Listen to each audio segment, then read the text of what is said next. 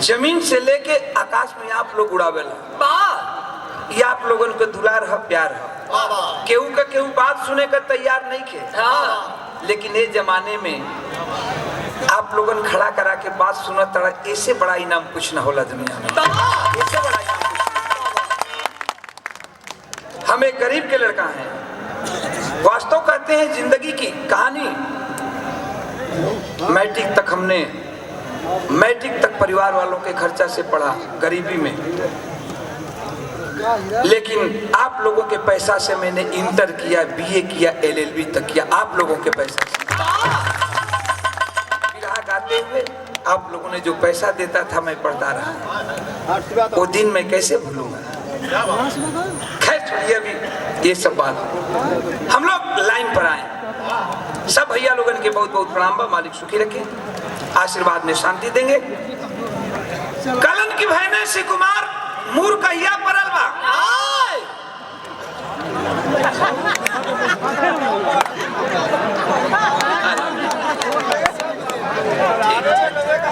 ₹100 का पुनः पुरस्कार बाबा के तरफ से। बब्बू बाबा जोगेश्वर नाथ चकिया चंदौली से नारियल पानी का दुकान बा। कितना प्रेम बा, कितना प्यार बाटे। हाँ, ई दुलार प्यार बा। तनी बात समझ ला, कलन की कहिया मूर पड़ल बा। भाई ने फोन पर बतावत बा कि 9 तारीख का मामा। कलन की चिंता मत कर, हमार कैजुअल छुट्टी बचल बा, जेके सीएल कहल जाला, आप लोग जानते होंगे। बोले कि मेरा सीएल कैजुअल छुट्टी बचा हुआ है, 20 दिन का छुट्टी लेकर किसी भी हालत में मैं चलाऊंगा। 9 तारीख को मूड देखना है, 8 तारीख को मैं आ जाऊंगा। 8 को शाम तक आ जाऊंगा, नहीं तो 9 को सुबह में चलाऊंगा जरूर घर पर। लेकिन एक काम करना शिकुमार, होने पर बात होत बा। कलन की काम मामा, कलन की बड़ा प्यार से भगवान जौन मंगली तो दिहलन हमरा बेटी भइल बे, और 27 में पड़ गेल बे। मूर देखे आवत बानी, आज के आ जाई तब बड़ी केहू छूटे करना चाहिए। हित नात संगी साथी सबके न्योता दे दिया, सबके न्योता दे दिया। सबके द्वारे पर बोला के भाई भवज के भोज होई, आ शौक से भोज होई। भगवान अब कोनो चीज का कमी ना दिले हूँ। भैया से बता दिया कि चिंता मत करियन, जवन करे कोई तवन करिया, लोग हम आइब तो पैसा दे, कोनो बात ना बा। कलश भैया ने बतावत बा कि मामा तू चिंता मत करा, तू टाइम से चली है, यहाँ सब कुछ व्यवस्था बा। बड़का मम्मा सब कुछ व्यवस्था कर चुकल हूँ, हित नाथ का सब न्योता पठा देले बड़न, भाई भवत का न्योता दे देले हूँ, और तोहरे इंतजार रही कि तू 8 तारीख के टाइम से आ जा।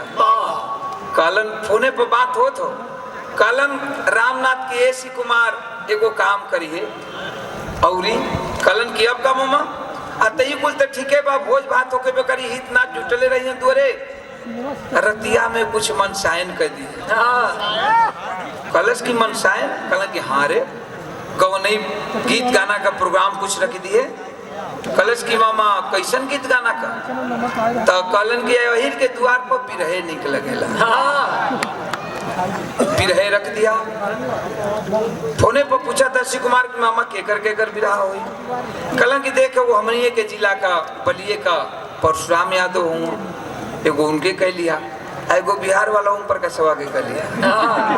फोने पर बात हूँ, फोने पर बातचीत होत हो। अच्छा तब परशुराम भी तय हो गईलन, ओम प्रकाश भी तय हो गईलन।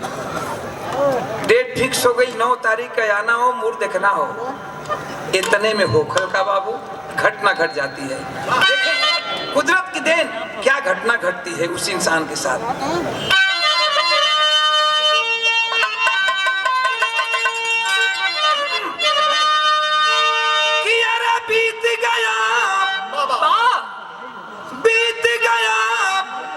जब 3 तारीख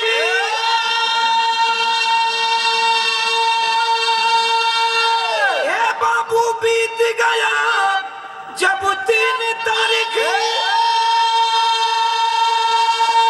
4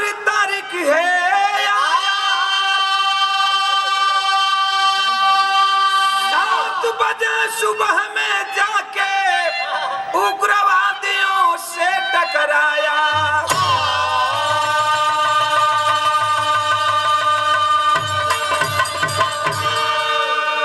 यही उग्रवाद, जिस उग्रवाद की मैं बात कर रहा था आप लोगों से, कर्नल बुलाया है उस फौजी को।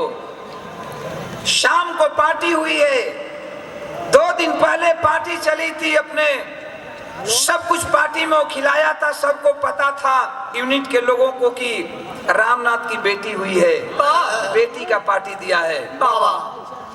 कर्नल से छुट्टी भी मिल गई थी, छुट्टी भी पास हो गई थी, लेकिन अचानक कर्नल बुलाया और बोला कि रामनाथ, खुफिया विभाग से कुछ पता चला है कि पाकिस्तान से उग्रवादी आकर हमारे हिंदुस्तान में बंकर बनाकर छुपे हुए हैं, ऑपरेशन करना जरूरी है।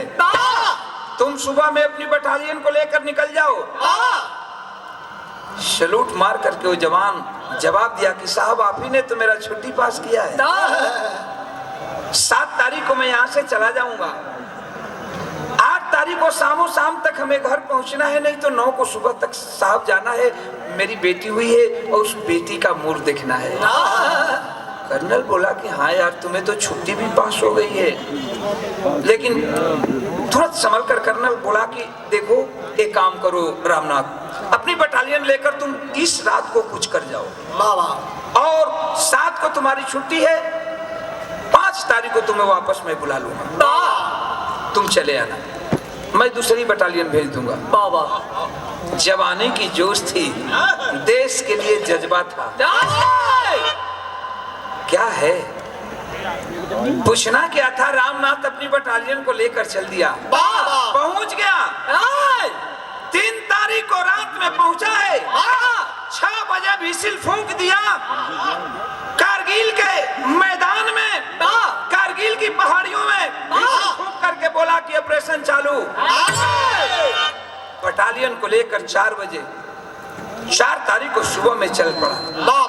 लेकिन कैसे चलता है जवान, कवि जी भाव दिए हैं क्या?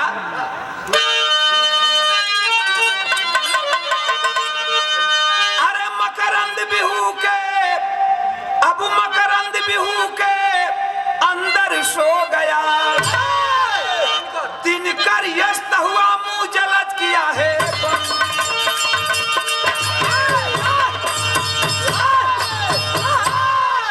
चला है जवान। अजब चलल बा जवान तो भयल का बाबू।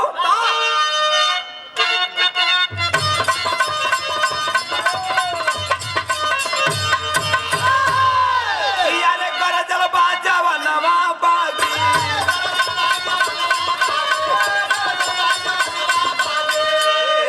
तनी बढ़ जा, देखा अब उठाला, कभी जी बीरा चढ़ा दियलन। जब बटालियन को लेकर चला है ऑपरेशन करने के लिए, उस समय कवि को भाव देना पड़ा क्या कि अरे गरजल बाजावा नवा बागी,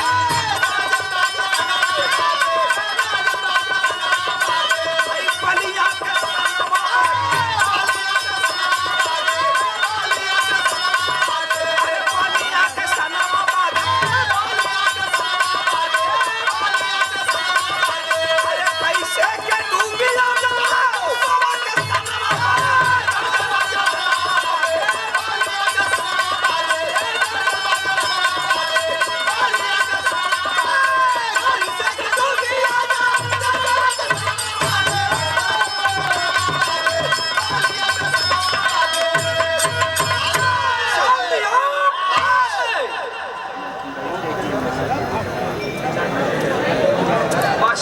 भैया भैया ई है प्यार बा दुलार बा, एकरा से ही मत समझ लो कि हम भी रहवा कम करते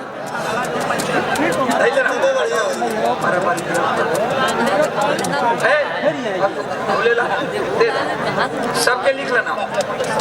100 रुपया का पुरस्कार सतीश यादव गाजीपुर से, 100 रुपया का पुरस्कार पुनः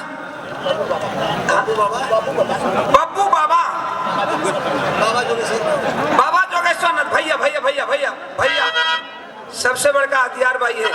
भाई देखा हमारे